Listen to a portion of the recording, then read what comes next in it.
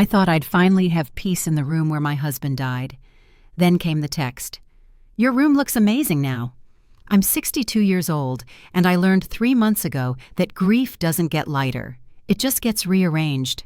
My husband Tom passed in our bedroom at 4:47 in the morning on a Tuesday in March. I was holding his hand.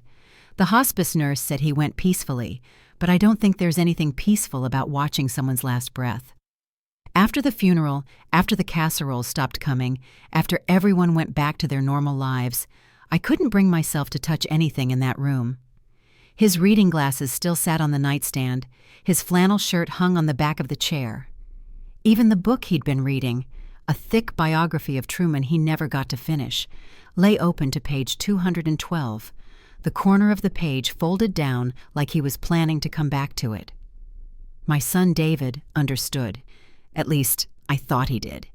He'd come by every few days, sometimes with groceries, sometimes just to sit with me in the kitchen while I cried into my coffee. He looked so much like Tom it hurt. Same strong jaw, same way of rubbing his temple when he was thinking. His wife Jessica had been different lately, though. Distant. At the funeral, she'd spent more time on her phone than offering condolences. When people asked how I was holding up, she'd interrupt with stories about their renovation plans. But grief makes you paranoid, I told myself. Everyone processes loss differently. I'd gone to my sister's place that weekend. Carol had been calling every day, worried I wasn't eating, wasn't sleeping, wasn't living. She practically dragged me to her house 2 hours away, made me promise to stay through Sunday. It was the first night I'd slept away from home since Tom died. Saturday morning, I woke to light streaming through her guest room curtains, the soft, buttery kind of morning light that Tom used to love. For half a second I forgot he was gone. Then reality crashed back, heavy as ever.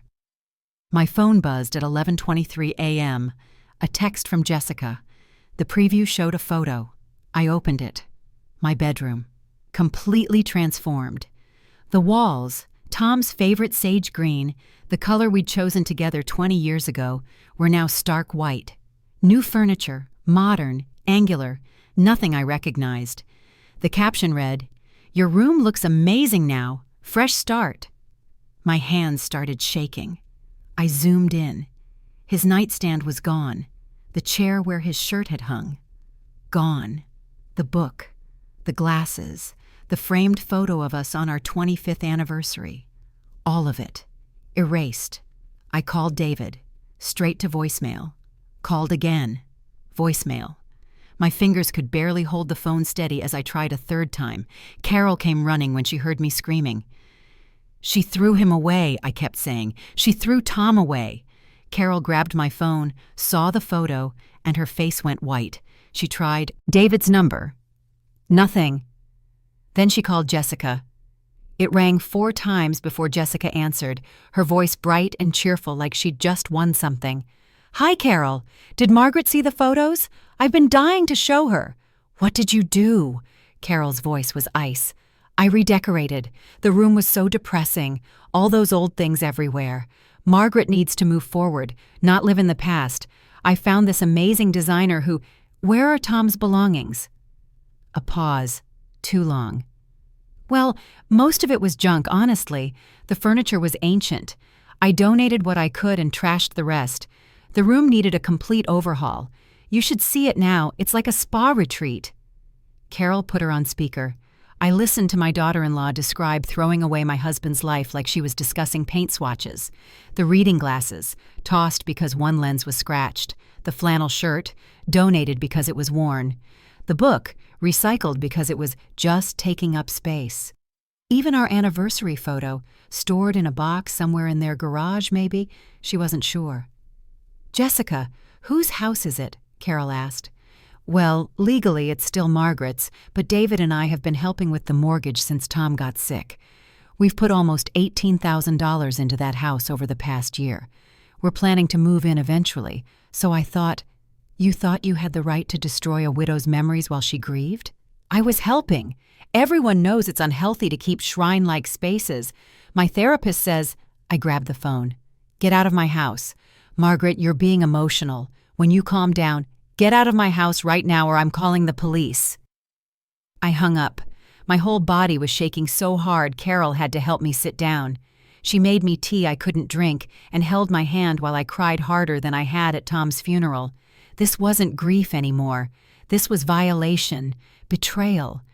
My son's wife had walked into the most sacred space I had left and decided it wasn't good enough. Decided I wasn't healing the right way. Decided she knew better. At 1:15 p.m., David finally called. I almost didn't answer. "Mom, Jessica's upset. She says you threatened her." The calmness in my voice surprised even me.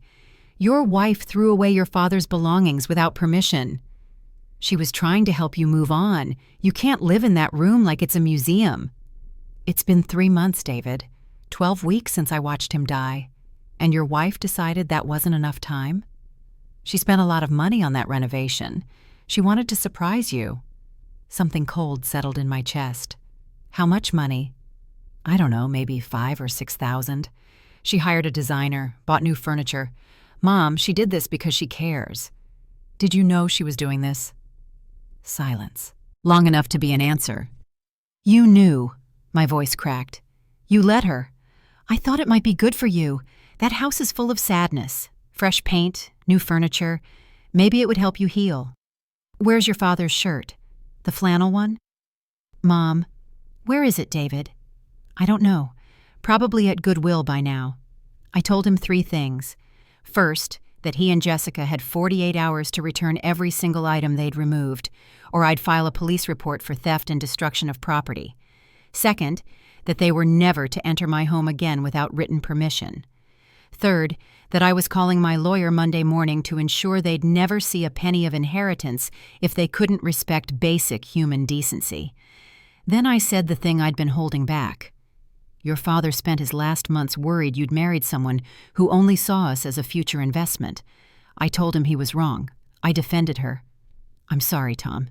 You were right." David's voice got sharp. "Don't weaponize Dad's memory. Your wife already did that when she threw him in the trash." I hung up. Carol was staring at me. "What now?" "Now I make a list of everything that was in that room. Then I find out exactly what they did and where everything went. Then I make sure they understand there are consequences." My phone buzzed. A text from David. "Jessica's crying. She didn't mean to hurt you. Can we talk about this rationally?" I turned my phone off. Rational went out the window when someone desecrated a dead man's memory for aesthetic purposes. Sunday evening, Carol drove me home. We pulled up to my house at 6:38 p.m., and I could see through the window that my bedroom light was on, the one I'd left off. Someone was inside. Carol wanted to call the police, but I walked straight in. Jessica was in my bedroom, taking photos with a professional camera. She spun around when she heard me, guilt flashing across her face before she rearranged it into a smile. "Margaret, you're back early. I was just getting some shots for my Instagram. The lighting in here is perfect now with the white walls." I looked at what used to be my sanctuary. White walls, white bedding, white furniture, sterile, cold, like a hospital room where people went to forget, not remember. The sage green Tom painted himself one Saturday morning while I made him pancakes. Erased. The quilt his mother made us, gone. The dresser with the stuck drawer that Tom always jiggled just right, replaced with something modern and soulless. "Get out!" "I know you're upset, but look how much brighter it is. This room was so dark before. Now it's... Where's the quilt?" Jessica's smile faltered. "It was threadbare, Margaret. I threw it out." "His mother made that quilt. It was falling apart. It was the only thing I had left from her." Something flickered in Jessica's eyes, not remorse, irritation. "Well, you should have said something before. You should have asked before you destroyed my home. I'm trying to help you. Everyone's worried about you living in this tomb. David says you barely eat, barely leave the house. Someone had to do something." Carol stepped between us. "You need to leave now. This is family business. You made it my business when you broke my sister's heart." Jessica grabbed her camera and purse, but paused at the door. "I've spent 18 months taking care of this family, driving Margaret to appointments, coordinating hospice, planning the funeral while David fell apart. I've earned the right to have an opinion about how we move forward." "You've earned nothing," I said. "You did what decent humans do during a crisis. You don't get to cash that in for control over someone else's grief." After she left, Carol and I stood in that white room. It smelled wrong, like fresh paint and new fabric, instead of Tom's Old Spice cologne and the lavender sachets I kept in the dresser. I opened what used to be his drawer. Empty. Completely empty. "What kind of person does this?" I asked. Carol sat on the edge of the new bed, stiff, uncomfortable, nothing like the mattress Tom and I had shared for 15 years. The kind who sees an opportunity and takes it. Opportunity for what? That's what we're going to find out. Monday morning at 9:02 a.m., I called my lawyer. Richard Brennan had handled our estate planning, our wills, the deed transfers when we refinanced the house. He was semi-retired now, but he'd come to Tom's funeral and told me to call if I ever needed anything. I needed something now. His secretary put me through immediately. "Margaret, I'm so sorry. What's happened?" I told him everything. The renovation, the discarded belongings, the $18,000 Jessica claimed they'd contributed, the mortgage help David mentioned. When I finished, he was quiet for a moment. "Do you have documentation of their financial contributions?" "No, I didn't know they were contributing.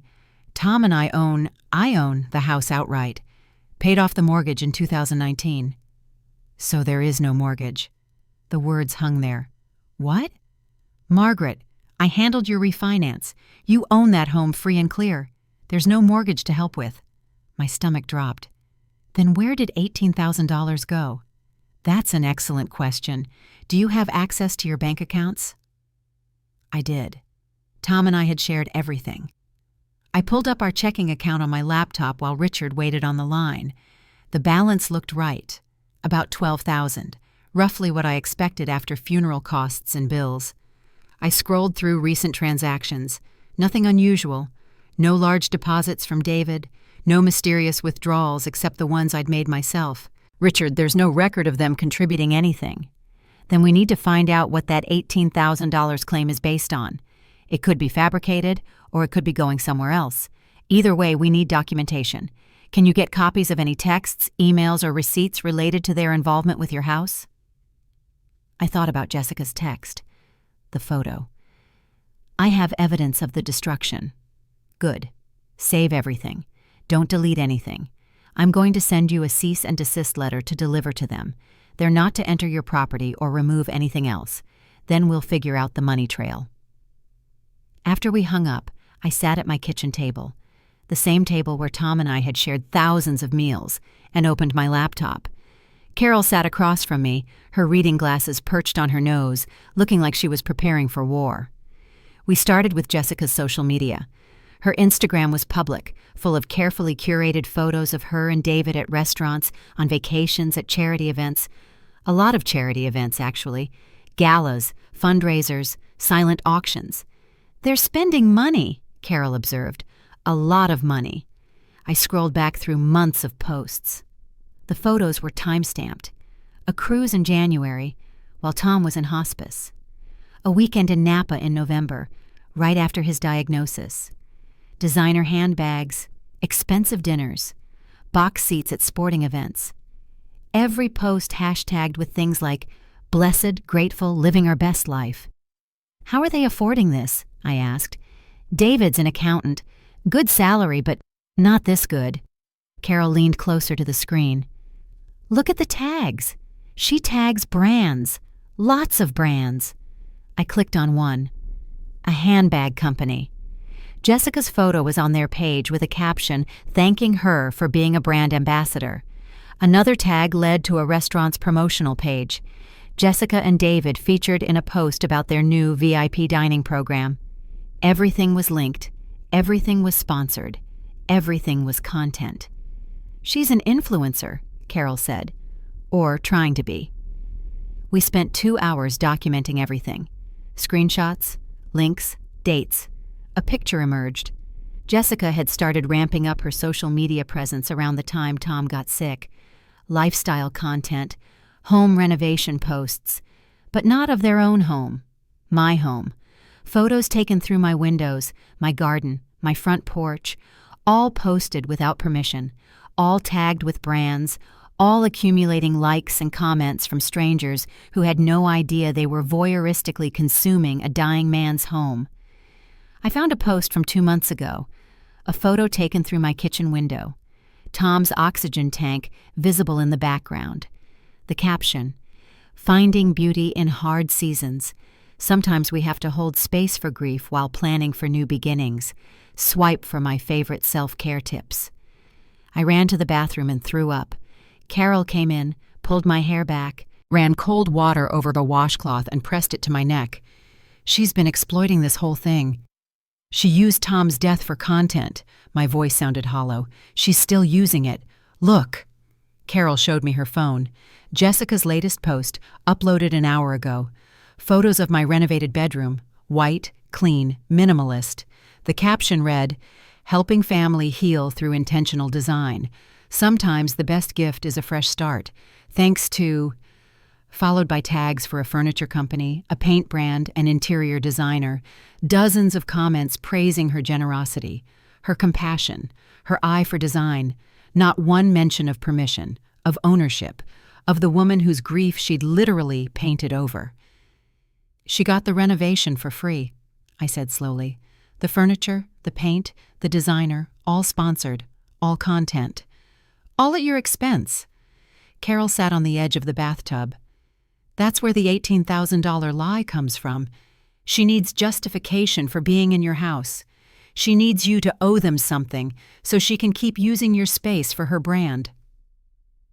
I thought about David, my son, who'd watched his father die and then let his wife exploit it, who'd defended her, who'd told me I was being emotional when I'd caught her literally monetizing my trauma. At 2:47 p.m., my doorbell rang. David stood on my porch, looking exhausted. I almost didn't let him in, but Carol opened the door before I could stop her. "You need to see something," she said, handing him her phone with Jessica's Instagram loaded. He looked at it, kept scrolling. His face changed, confusion, then recognition, then something that might have been shame. "She told me she stopped posting about the house." "When did she tell you that?" I asked. 6 weeks ago. I asked her to stop because it felt exploitative. She promised she would." Carol refreshed the page. "This was posted today. Your mother's bedroom, her grief, monetized." David sat down heavily in Tom's old armchair, one of the few pieces of furniture Jessica hadn't gotten her hands on yet. He put his head in his hands. For a long moment, nobody spoke. The house settled around us with familiar creaks and sighs, the sounds of a home that had weathered 40 years of life. Finally, David looked up at me. "I didn't know about most of this." "But you knew about the bedroom." "She said she wanted to surprise you. Do something nice." I thought. His voice cracked. "I thought she was being kind." "Did you give her $18,000? His eyes went wide. "What? No, we don't have $18,000. We're barely making rent." "She told me you'd put that much into this house, into the mortgage." "Mom, you don't have a mortgage." "I know that now." Something shifted in David's expression. He pulled out his phone and started scrolling. "She's been weird about money lately. Secretive. She opened a separate bank account a few months ago. Said it was for her business expenses." "What business?" "The influencer thing. She calls it a business. I thought she was making maybe a few $100s a month from it. Enough for spending money." Carol leaned forward. "What if it's more than that? What if she's actually making real money from this?" David looked sick. He kept scrolling through his phone, his face getting paler. "There's a charge here from 3 weeks ago. $4,000 from something called Stellar Brand Management. I asked her about it, and she said it was a mistake, that the bank would reverse it." "That's not a mistake," Carol said. "That's a payment." We spent the next hour at my kitchen table, David going through his and Jessica's financial records on his phone while Carol took notes. A pattern emerged. Deposits from brand partnerships. Speaking fees from something called the Grief Wellness Summit, where Jessica had apparently been a panelist. Affiliate commissions. Sponsored content rates. Over the past 6 months, she'd brought in almost $32,000. None of it disclosed to David. All of it funneled through her separate account. All of it built on the foundation of my tragedy. She's been living a completely separate financial life, David said. His hands were shaking. I've been working 60-hour weeks, stressed about making rent, and she's been sitting on enough money to cover our expenses for months. It's not just about the money, I said quietly. It's about what she was willing to do to get it. David's phone buzzed. A text from Jessica. "Where are you? You said you'd be home an hour ago. We need to talk about your mother's insane demands." He stared at the screen, then he started typing. I watched my son's face as he composed and deleted and composed again. Finally, he hit send. He showed me what he'd written. "I'm at Mom's house looking at your Instagram. We need to talk about your insane lies." 3 dots appeared immediately, disappeared, appeared again. Then, "I can explain everything." David stood up. "I need to go home and deal with this." "David," I said. He turned. He looked so much like his father in that moment it hurt. "I need you to understand something. What she did wasn't redecorating. It was erasure. It was taking the last physical space where your father existed and deciding it wasn't valuable enough to preserve." His eyes filled with tears. "I know. Do you? Because you defended her. You told me I was being emotional. You suggested that maybe her desecration of my grief was actually good for me." "I was wrong." His voice broke. "I was so wrong, Mom. I don't know how to fix this." "You start by deciding what you're willing to tolerate. From her. From yourself. From this marriage," said Aram. He left. Carol and I sat in the growing darkness of my kitchen. I didn't turn on the lights. The shadows felt appropriate. Everything felt like shadows now. The shape of my life recognizable, but all the details obscured. "What happens next?" Carol asked. "I get my things back. Every single thing she took." "And if you can't?" I thought about Tom's flannel shirt, the quilt his mother made, the book folded open to page 212. All of it gone. All of it irreplaceable. "Then I make sure she understands that some things can't be replaced and some damages can't be compensated for with sponsored content and affiliate links." My phone buzzed. A text from David, sent at 8:56 p.m. "Jessica admitted she's been planning to move into your house all along. She wanted to renovate it first to make it hers. She says she deserves it after everything she did for Dad. I don't know who I married. I don't know if I can stay married to her." I stared at those words. Deserves it. Like my home was a prize for performing basic human kindness during a crisis. Like my husband's death was a transaction she'd invested in and now expected returns. I typed back, "That's a decision only you can make. But know this, I will protect what's mine. Your father worked 40 years to give us this home. She doesn't get to take it because she drove me to a few appointments." 3 dots. Then, "I'm staying at Mike's tonight. I can't even look at her right now." Carol read over my shoulder. "It's starting." "What is?" "The separation, the reckoning, everything that happens when someone finally sees the truth about the person they married."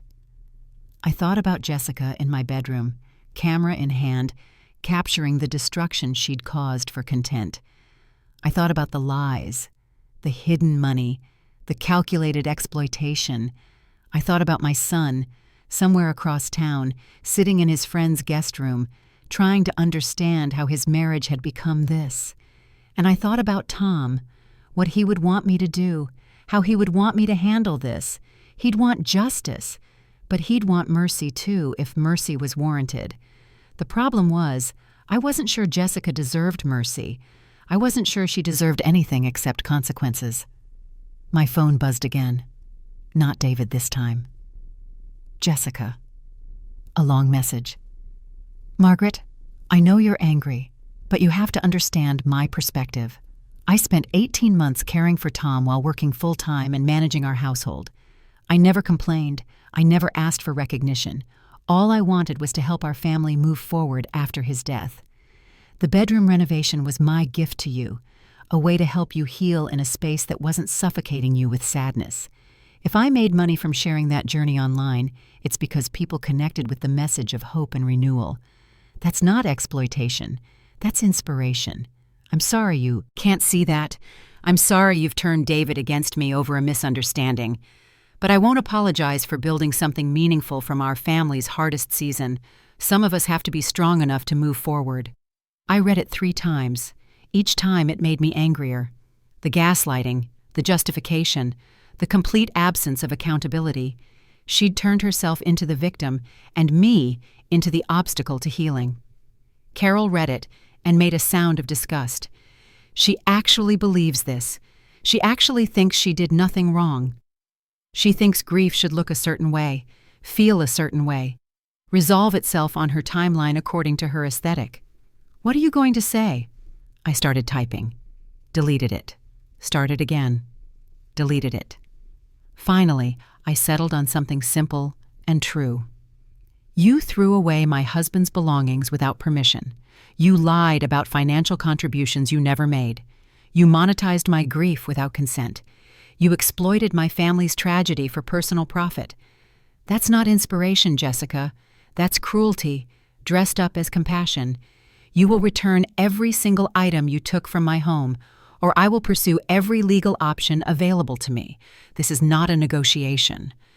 I hit send before I could second-guess myself. The response came immediately. Those items are gone. I already told you that. You can't get back things that don't exist anymore. Maybe if you weren't so stuck in the past, you could appreciate what I've created for your future.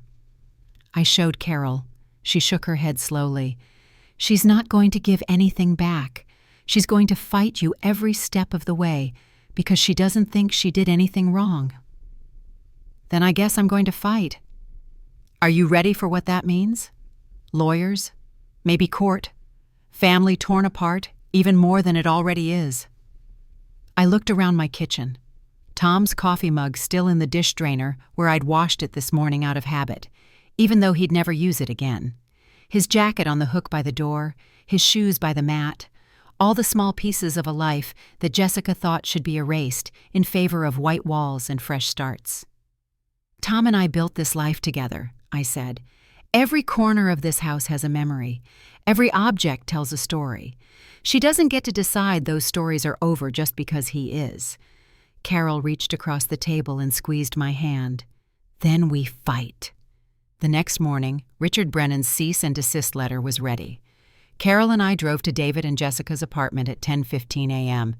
David's car was gone, still at Mike's, I assumed. Jessica's car sat in their assigned spot. I knew she was home. I could feel it. I knocked. No answer. Knocked again. The curtain in the window moved slightly. She was watching us. Jessica, I know you're in there. I have legal documents for you. The door opened a crack. Chain still attached. You're harassing me. I'm serving you with a cease and desist order. I held up the envelope. You're not to enter my property. You're not to remove any items from my property. You're not to post about me, my house, or my family on social media without written consent. Violating this order will result in immediate legal action. You can't stop me from posting about my own life. I can stop you from posting about mine. Jessica's eyes narrowed. David will never forgive you for this. David already knows the truth. About the money, about the lies, about all of it. Something flickered across her face. Fear. He doesn't understand the full picture. Then explain it to him. Explain how you exploited his father's death for profit. Explain how you built a business on our family's worst tragedy without telling anyone. Explain how you thought that was okay. I built something from nothing. I turned pain into purpose. You turned my pain into profit. That's not the same thing. I slid the envelope under the door. Jessica stared at it like it might burn her. This isn't over. No, I agreed. It's not, but it will be. And when it is, you're going to understand that there are consequences for treating people's grief like raw material for content. As Carol and I walked back to the car, I heard the door slam, hard enough to rattle the frame. She's going to escalate, Carol said. I know. Are you ready? I thought about Tom, about the promises we'd made to each other, to protect what we'd built, to honor what we'd shared, to never let anyone make us smaller than we were. I'm ready. That night, at 9:33 p.m., David called. Mom, Jessica's gone. Gone where? I don't know. She packed a bag and left. She took her laptop and all her files. She said you've ruined everything and she can't stay in a family that doesn't appreciate her sacrifices. I heard the exhaustion in his voice, the confusion, the pain of watching his marriage dissolve in real time. David, I'm sorry. Don't be. You were right. About all of it. I found more files on our shared cloud drive before she deleted them. Contracts with brands. Pitch decks for sponsors. She was planning to position herself as a grief wellness expert. She was going to write a book, launch a course, build an entire business around your loss. Around Tom's death. Yeah. And she needed continued access to you and the house to keep the content flowing. That's why she renovated your bedroom. That's why she wanted us to move in. It wasn't about helping you. It was about securing her access to the story. I sat down on my couch, Tom's side, where the cushions still held the impression of him. What are you going to do? I called a divorce attorney. I have a consultation Friday. Are you sure? A long pause. Mom, she turned my father's death into a business plan. I can't come back from that. I don't want to. After we hung up, I sat in the dark living room. I should have felt victorious, vindicated. Instead, I just felt sad. My son's marriage was ending. My daughter-in-law had revealed herself to be someone I didn't recognize. My home had been violated. My grief had been monetized. And none of the fighting, none of the legal letters, none of the confrontations would bring back Tom's flannel shirt, or the quilt his mother made, or any of the small, irreplaceable pieces of him that Jessica had thrown away. But maybe that was the point. Maybe some things couldn't be fixed or recovered or made whole again. Maybe all you could do was stand your ground and refuse to let the damage continue. My phone buzzed one more time, a text from an unknown number. This is just the beginning. You have no idea what I'm capable of. I showed the text to Carol and Richard Brennan. We met at Richard's office at 8:14 the next morning. He read the message twice, his expression darkening. This is a threat, he said. Vague enough to avoid immediate legal consequences, but clear enough to be intimidating. What can she actually do? I asked. Richard leaned back in his chair. That depends on how desperate she is. People who build their identity around a public persona can become erratic when that persona is threatened. She's lost access to her primary content source, you and your home. Her marriage is dissolving. Her income stream is about to dry up. She might lash out. How? False claims, defamation, turning her audience against you. I've seen influencers weaponize their platforms before. They tell a version of the story that makes them the victim, and suddenly you're dealing with thousands of strangers who think they know the truth. Carol made a noise of disgust. Can we stop her? We can try. I'm filing a formal complaint with the county about the unauthorized entry and destruction of property. We'll also pursue a restraining order based on this threat. But Margaret, you need to be prepared for this to get uglier before it gets better. It got uglier fast. By noon, Jessica had posted a 40-minute video titled, When Family Turns Against You, My Story. I watched it in Richard's office, Carol on one side, Richard on the other. Jessica sat in soft lighting, makeup perfect, voice trembling with manufactured emotion. She painted herself as the devoted daughter-in-law who sacrificed everything to care for her dying father-in-law, only to be rejected by a bitter mother-in-law who couldn't handle change. The bedroom renovation became an act of love, dismissed by a woman too consumed by grief to accept help. The $18,000 became real in her telling, money she and David had scraped together to keep me housed and fed. She's convincing, Carol said, quietly. She was. The comments flooded in, hundreds of people telling Jessica how strong she was, how ungrateful I sounded, how some people just couldn't be helped. A few asked questions. Why didn't she get permission? Where were the receipts for the money? But most accepted her narrative wholesale. Richard paused the video. This is defamation. She's making false claims about financial contributions and painting you as unstable. Can we sue? Yes, but litigation takes time. Meanwhile, she's controlling the narrative. He pulled out his phone. I'm going to recommend we hire a forensic accountant. If she's lying about the $18,000, we need proof. Hard numbers, bank statements, transaction records, something concrete enough to discredit her publicly. The accountant's name was Linda Chen. She came to my house at 3:52 p.m. with a laptop and a reputation for finding money trails that people thought they'd buried. She was in her 40s, efficient and precise, the kind of person who saw the world in numbers and patterns. Show me everything, she said. We spread it all out on my dining room table. Bank statements, Jessica's Instagram posts with brand tags, David's records of the mysterious deposits, screenshots of the sponsored content rates from the furniture company and paint brand. Linda worked in silence for 2 hours, her fingers flying across the keyboard, her expression unreadable. Finally, she looked up. Your daughter-in-law has been running a sophisticated operation.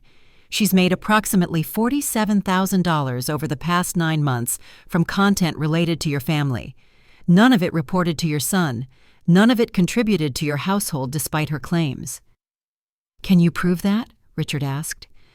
I can prove the income. She'll have to prove the contributions, and based on what I'm seeing in these bank records, she can't. There's no money trail from her accounts to yours. No checks, no transfers, no withdrawals that match her claimed amounts. Carol let out a breath. So she's lying. Demonstrably, but there's more. She's also been billing brands for family consultation services, essentially charging companies for access to your story, your grief, your home. She's been positioning herself as a liaison between brands and authentic family narratives. She's been selling you without your knowledge. The room went silent. I thought about the text. What I'm capable of. She'd been capable of this, of commodifying my husband's death, of building a revenue stream from my suffering, of charging money for access to a story that was never hers to tell. I want this in front of a judge, I said. Richard nodded. Then we file. Theft, fraud, defamation, destruction of property. We hit her with everything, and we make it stick. The smell of Linda's jasmine perfume lingered in my dining room long after she left, sharp and clean, like clarity itself. We had the numbers now, the proof, the undeniable evidence that Jessica had built an empire of lies. But numbers weren't enough to erase what she'd done. They couldn't bring back Tom's shirt or the quilt or the book folded open to page 212. They couldn't restore the sanctity of the room where he died. Justice wasn't the same as restoration. It was just the price people paid when restoration became impossible. David came by that evening. He looked like he hadn't slept in days. He sat at the kitchen table and put his head in his hands. Her followers are sending me messages, hundreds of them, telling me I'm a terrible husband, that I abandoned her when she needed me most, that I'm letting you manipulate me. Do you believe that? No, but it's hard to see the same lies repeated so many times and not wonder if there's something wrong with my perception. That's what gaslighting does, Carol said gently. It makes you doubt what you know to be true. I hired a divorce attorney. Her name is Sharon Moss. She says this is going to be complicated because of Jessica's public claims. She's going to argue that she's entitled to compensation for her caregiving contributions. She's going to fight for part of your house, Mom. She can't have it. Sharon says she'll try. That's what the $18,000 lie is for, establishing grounds for a claim. She'll say she improved your property and deserves equity. Richard had warned me about this, property claims, compensation arguments, the legal system's tendency to split things down the middle, even when the middle wasn't fair. But this wasn't community property. This wasn't a shared asset. This was my home, mine and Tom's, paid for with his salary and his sweat and his 40 years of getting up every morning to provide for us. Let her try, I said. The courthouse steps felt textured beneath my shoes at 9:27 a.m. on Friday. Rough concrete, worn smooth in the center where thousands of people had walked before me. Richard held the door. Carol squeezed my hand. Inside, the building smelled like floor polish and old paper and the accumulated anxiety of everyone who'd ever sought justice within these walls. We weren't here for trial yet. This was a preliminary hearing for the restraining order. Jessica sat on the opposite side of the courtroom with her attorney, a sharp-looking woman in an expensive suit. Jessica had dressed carefully. Modest clothes, minimal makeup, the picture of wounded innocence. She didn't look at me. The judge was a woman in her 60s named Patricia Reeves. She read through our petition, then Jessica's response, her expression neutral. Finally, she looked up. "Ms. Brennan, you're alleging that the respondent entered your home without permission, removed and destroyed personal property, made false claims about financial contributions, and recently sent you a threatening message. Is that correct?" "Yes, Your Honor." "And Ms. Hartley, you're arguing that you had implied permission to enter the home based on your role as family caregiver, and that the renovations were intended as a gift?" Jessica's attorney stood. "That's correct, Your Honor. My client spent 18 months providing round-the-clock care for her father-in-law during his terminal illness. She had unrestricted access to the home during that time. The bedroom renovation was an extension of that caregiving, an attempt to help Ms. Brennan move past her grief. The text message in question was taken out of context. My client was simply expressing frustration at being accused of theft when she was trying to help." Judge Reeves looked at Richard. "Evidence?" Richard presented everything: Linda Chen's financial analysis, the bank records showing no contributions, Jessica's Instagram posts with timestamps and sponsor tags, the text messages, the threats, the cease and desist letter, the video where Jessica defamed me to thousands of followers. The gallery behind us was half full. I recognized some faces, neighbors, friends from church, even a few reporters who'd somehow gotten wind of the case. Their presence made it real in a way it hadn't been before. This wasn't just family drama anymore. This was public record, public judgment. Judge Reeves studied the documents. She pulled up Jessica's Instagram on the courtroom computer, watched portions of the video, read through the financial analysis. The silence stretched. Jessica's foot tapped against the floor, a nervous rhythm that echoed through the quiet courtroom. Finally, Judge Reeves spoke. "Ms. Hartley, these financial records show no evidence of the contributions you claimed. Can you provide documentation of the $18,000 you say you and your husband invested in Ms. Brennan's home?" Jessica's attorney whispered to her. Jessica leaned forward. "Some of it was cash, Your Honor. My husband gave his mother cash for groceries and utilities. We didn't keep receipts for everything." "How much cash?" "I'm not sure exactly. Maybe $5,000 or $6,000. "And the rest?" A pause. "The renovation costs, the furniture and paint and designer fees, that was around $12,000. We paid for it." Richard stood.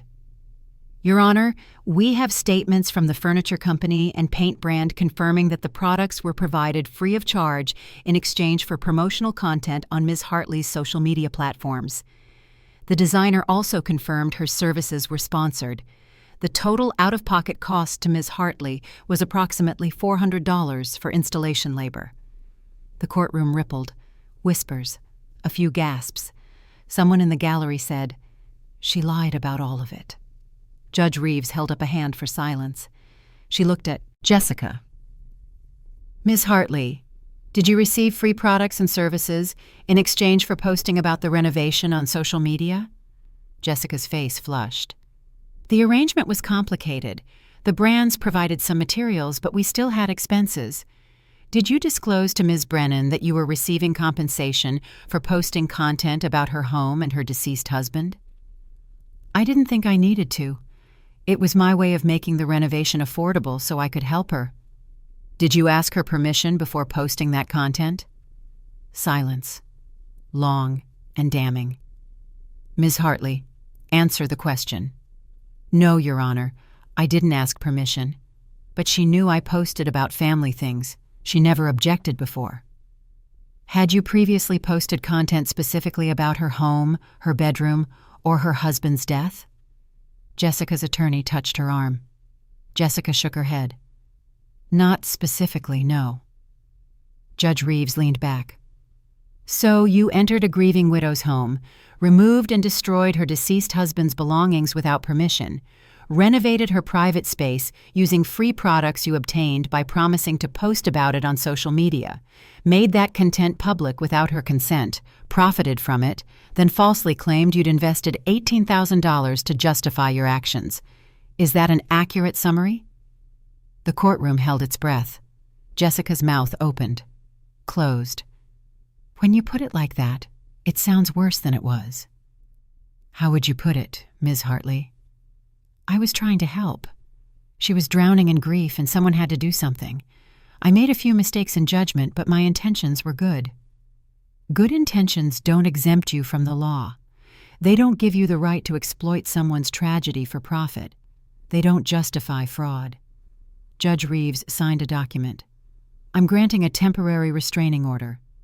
Ms. Hartley, you are not to contact Ms. Brennan directly or indirectly. You are not to enter her property. You are not to post about her, her family, or her home on social media or any public platform. You are not to profit from any content previously posted without her consent. Any revenue generated from existing posts must be placed in escrow pending resolution of the civil suit. Violation of this order will result in immediate contempt charges. Do you understand? Jessica's voice was barely a whisper. Yes, Your Honor. We'll reconvene in 30 days for a full hearing on the civil claims. Court adjourned. The gavel hit the bench with a sound like thunder. The gallery erupted. People crowded around me in the hallway. Neighbors I'd known for decades. Friends from the church Tom and I had attended every Sunday for 30 years. They hugged me, told me they'd known something was wrong, asked what they could do to help. Mrs. Patterson from 3 houses down grabbed my hands. I saw her, taking photos through your windows months ago. I should have said something. I'm so sorry. You didn't know. I should have trusted my gut.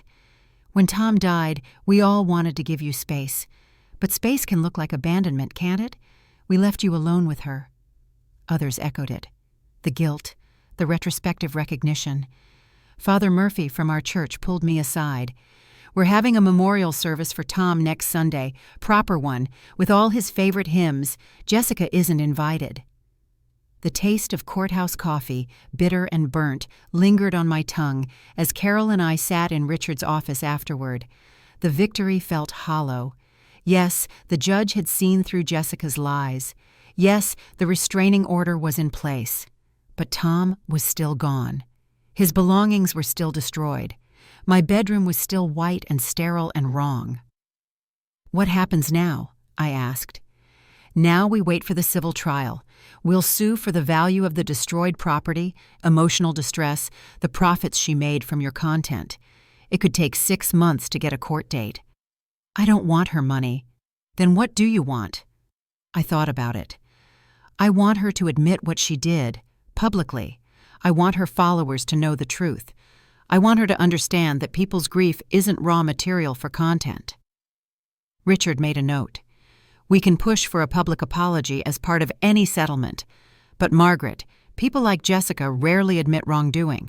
They'll fight to protect their image right up until the moment it's legally impossible. He was right.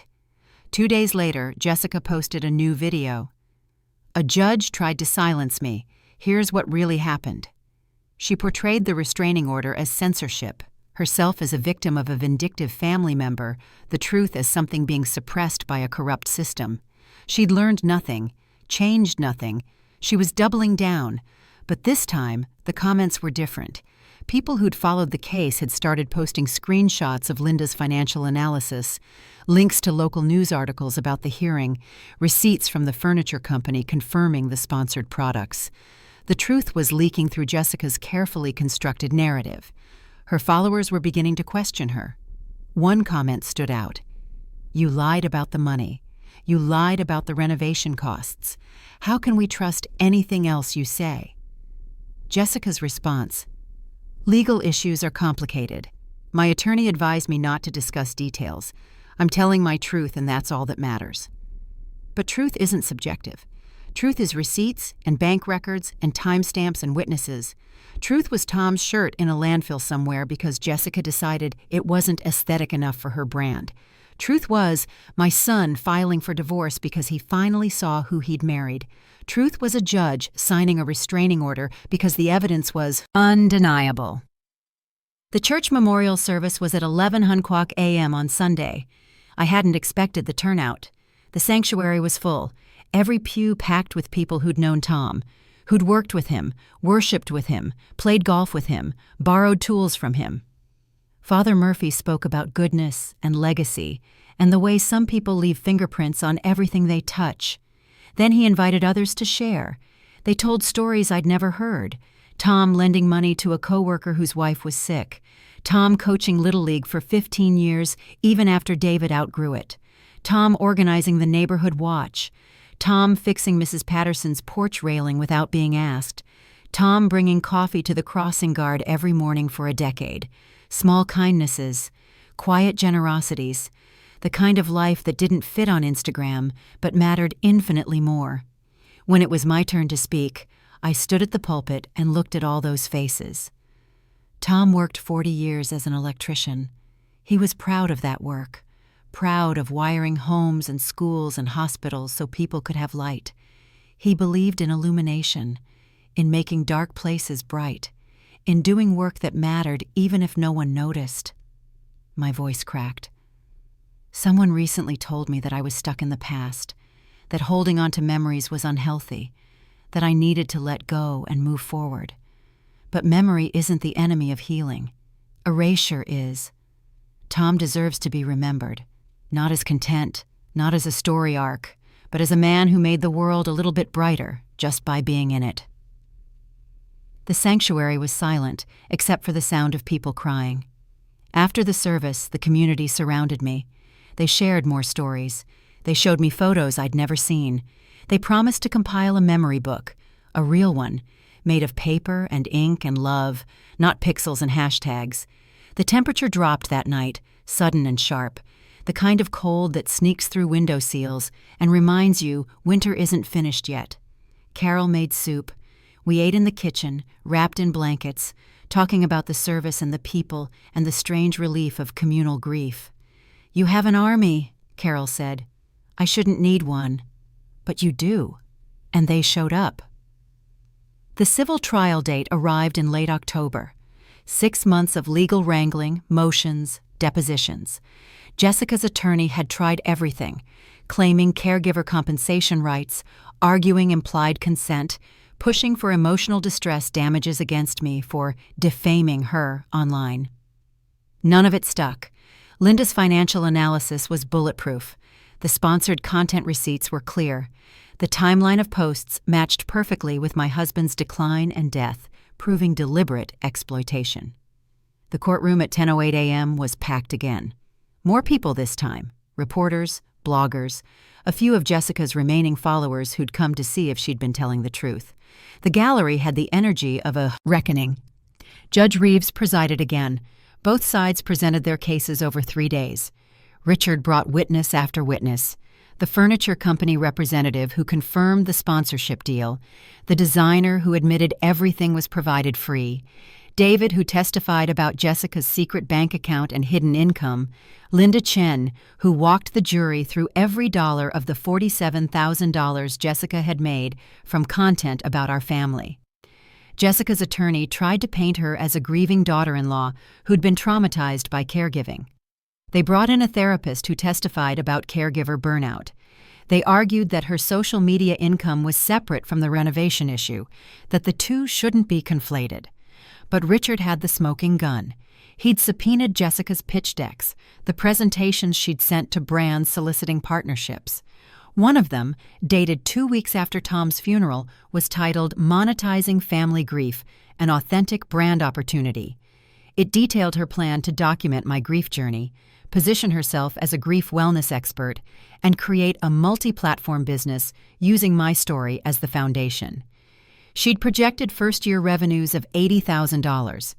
She'd listed my home, my bedroom, my husband's death as assets in her business model.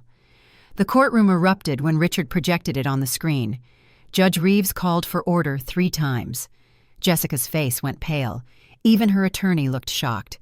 "You pitched my family's tragedy as a business opportunity. I said from the witness stand. "You calculated how much money you could make from my husband's death before we'd even buried him." Jessica's attorney objected. "Your Honor, this is inflammatory." Overruled. The witness is responding to evidence. Continue, Ms. Brennan. I looked at Jessica. She was crying. Real tears this time, not the manufactured ones from her videos. But they weren't tears of remorse. They were tears of someone watching their carefully constructed world collapse. "You threw away his shirt, the one he wore every Saturday morning when he made me pancakes. You threw away the quilt his mother made, the book he was reading, the photos, the glasses, everything that made that room ours. And you did it so you could take pictures of white walls and sponsored furniture and call it healing. You turned my grief into content. You turned my husband into a hashtag, and you thought I'd never find out." The jury deliberated for 4 hours. When they came back, the foreman stood. "We find in favor of the plaintiff on all counts. We award Ms. Margaret Brennan compensatory damages of $63,000, representing the value of destroyed property and the profits the defendant made from unauthorized use of the plaintiff's story. We also award punitive damages of $100,000 for fraud, exploitation, and intentional infliction of emotional distress." The gallery exploded in applause. Judge Reeves didn't stop them. She looked at Jessica. "Ms. Hartley, you turned a family's darkest moment into a business opportunity. You exploited grief for profit. You lied under oath about your financial contributions. You destroyed irreplaceable property. This court finds your actions morally reprehensible and legally indefensible. In addition to the damages awarded, you are ordered to issue a public statement acknowledging your actions and apologizing to Ms. Brennan. That statement must be posted on all your social media platforms and remain visible for a minimum of 90 days. You are also permanently enjoined from profiting from any content related to Ms. Brennan or her family. Do you understand?" Jessica nodded, tears streaming down her face. Her attorney helped her stand. As they left the courtroom, I heard someone in the gallery say, "About time someone held these influencers accountable." Outside, reporters swarmed. I gave a brief statement. "Justice doesn't return what was taken. It doesn't bring back my husband or the belongings my daughter-in-law destroyed. But it does establish that some things are sacred, that grief isn't content, that people's pain isn't raw material for profit. I hope this case reminds people that there are boundaries that shouldn't be crossed, even in the age of social media." The questions came fast. Was I satisfied with the verdict? Would I ever reconcile with Jessica? What would I do with the money? "I'm donating every penny to hospice care, the same organization that helped Tom die with dignity, because some people understand that certain moments should be honored, not monetized." The sound of camera shutters was like rain, constant, overlapping, documenting this moment the way Jessica had documented my pain. But this was different. This was truth being recorded, justice being witnessed, accountability being captured for anyone who needed to see that actions have consequences. David waited by my car. His divorce had been finalized 3 weeks earlier. He looked lighter somehow, younger, like he'd been carrying weight he didn't realize was there until he set it down. "I'm proud of you, Mom." "For what?" "For fighting, for not letting her get away with it. Dad would be proud too." We drove to the cemetery. I hadn't been since the funeral, couldn't bear to see his name on granite, couldn't accept the finality of it. But now, with the trial over and justice served, I needed to tell him. His grave sat beneath an oak tree, the stone simple and clean. Margaret and Tom Brennan, together forever. We'd bought the plots years ago, on sale, joking about morbid practicality. Now only his name had dates. I sat on the grass and told him everything. About Jessica's exploitation, about David's divorce, about the trial and the verdict and the community that rallied around us. About the room that still felt wrong but would eventually feel like mine again, even if it never felt like ours. "She threw everything away," I said. "Your shirt, the quilt, the book. I'm so sorry I wasn't there to stop her. I'm sorry I left you unguarded." The wind moved through the oak leaves above me, a sound like whispered comfort. I didn't believe in signs or messages from beyond, but I believed in memory, in honoring what was, in refusing to let someone rewrite history to make it more palatable for public consumption. I thought about the room, the white walls that still hurt to look at.